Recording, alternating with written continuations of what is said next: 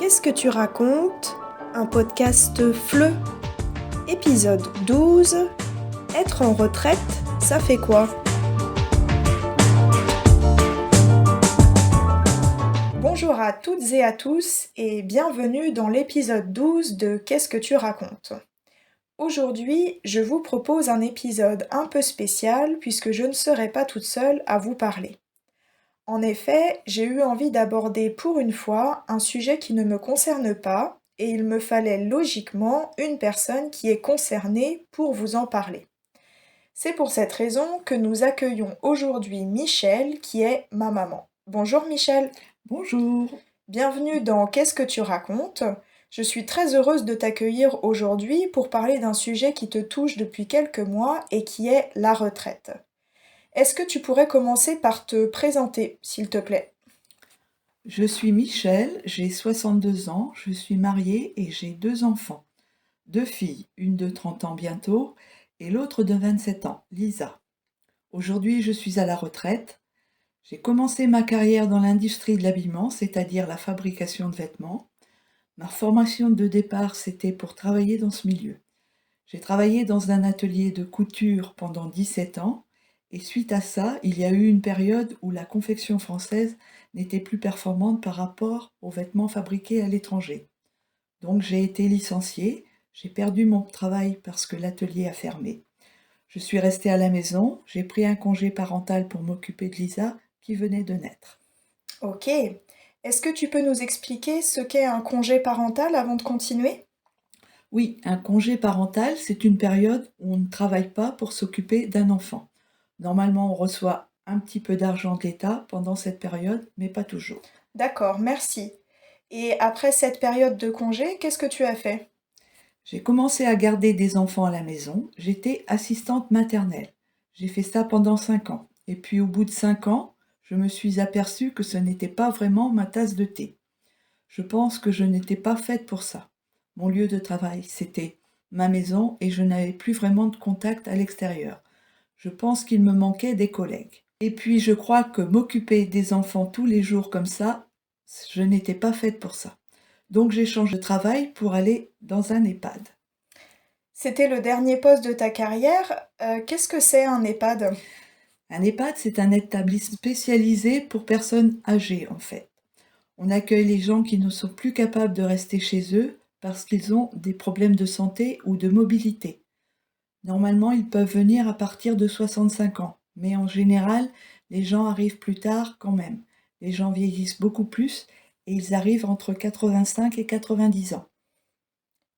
Et il reste combien de temps en général?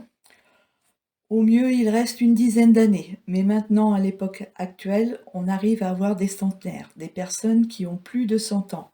Avant que j'arrête, il y avait une dame qui avait 104 ans. D'accord. Et toi, qu'est-ce que tu faisais dans cet établissement? Il y a plusieurs services. Il y a les services de soins à la personne. Ce sont des aides-soignantes ou des infirmières qui s'occupent des personnes âgées, qui leur donnent leurs médicaments, des choses comme ça. Moi, j'étais en service hôtellerie, donc je m'occupais plus de ce qui était autour des personnes âgées. Je faisais le service, par exemple, je servais à manger aux personnes. Je faisais aussi du ménage dans les appartements des résidents. Je m'occupais en plus de laver leurs vêtements. Ce que j'aimais le moins, c'était la plonge. C'était toute la vaisselle qu'il faut laver, c'est difficile et fatigant, parce que c'est une journée entière de plonge. Quand on est très jeune, ça va, mais quand on commence à être plus âgé, c'est plus dur. Je comprends. Et en général, tu dirais que tu aimais ton travail? Ah oui, j'ai toujours bien aimé mon travail, même si ce qui est dommage, c'est qu'avec le temps, on avait des charges de plus en plus lourdes et on avait de moins en moins de temps à consacrer aux résidents.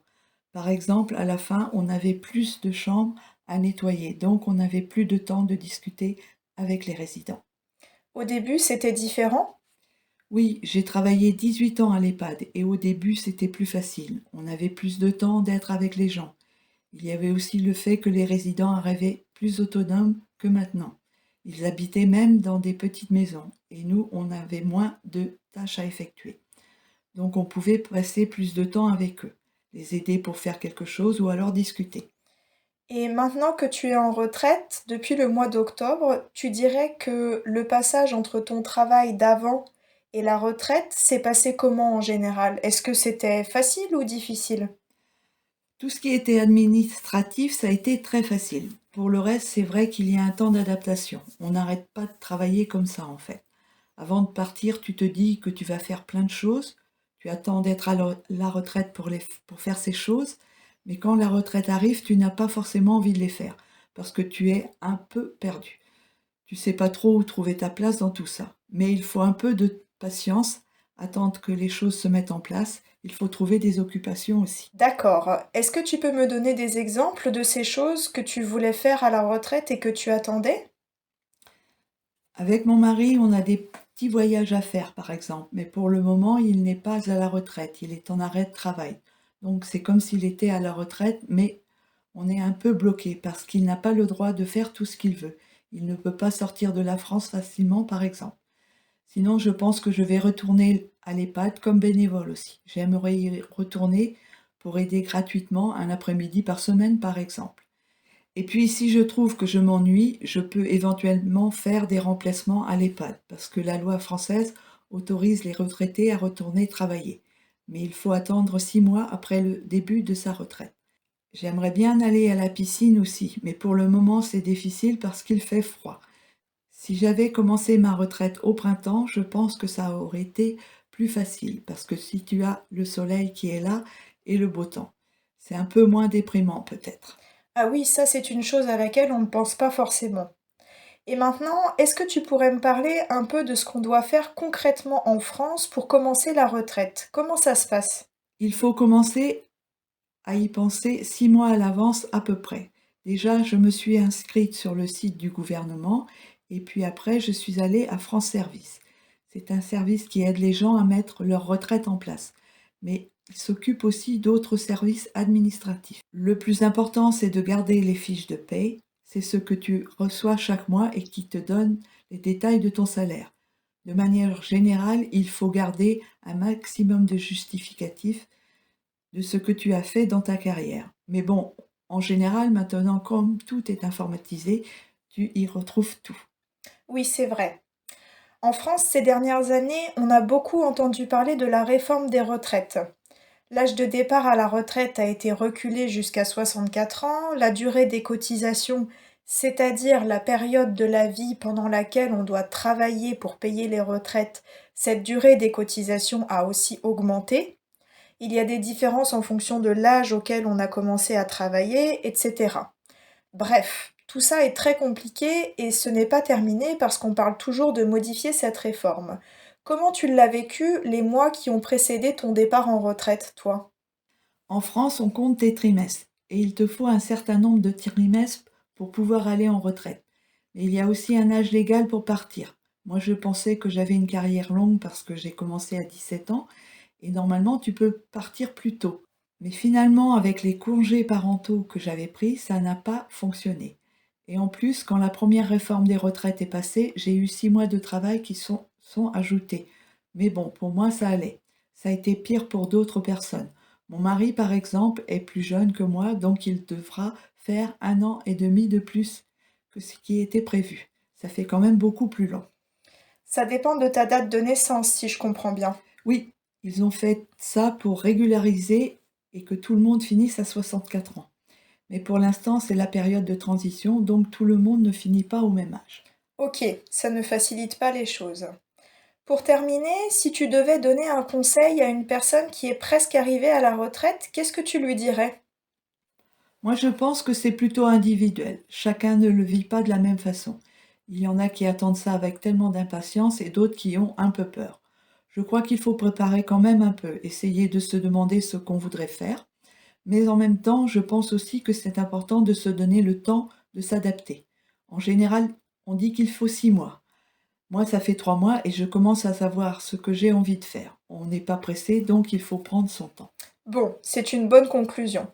Merci d'être venu nous donner ton témoignage, Michel, et bonne retraite. Merci, Lisa.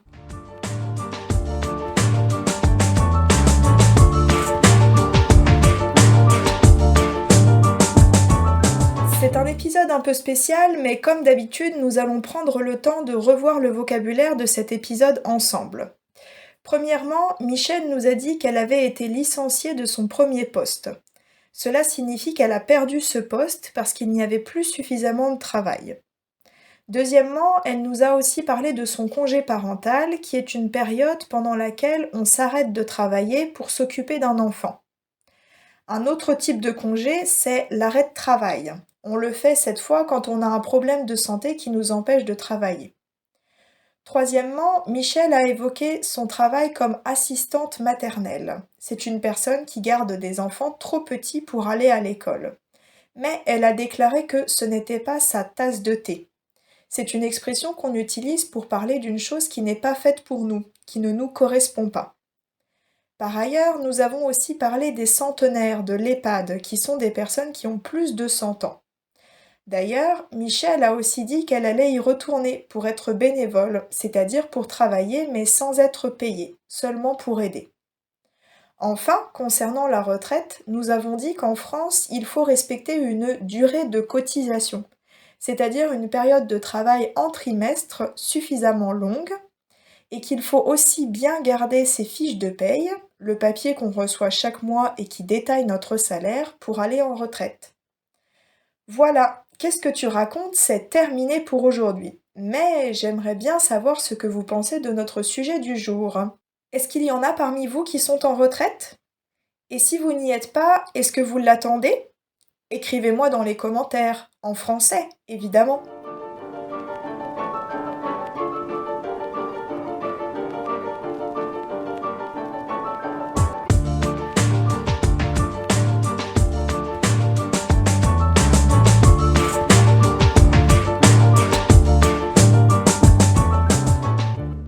Ce podcast est le fruit de la collaboration heureuse et inédite de deux écoles de langue se trouvant sur deux continents différents, mais ayant en commun un objectif, celui de vous apprendre le français et de le faire de la meilleure manière qui soit.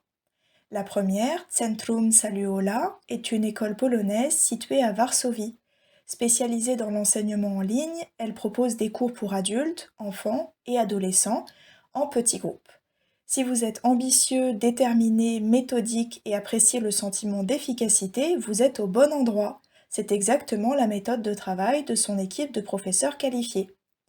Le deuxième pilier de cette collaboration, Fais-le en français, Do It in French, est une école basée à Ottawa, au Canada, et ses professeurs, tout comme ses clients, se trouvent un peu partout dans le monde.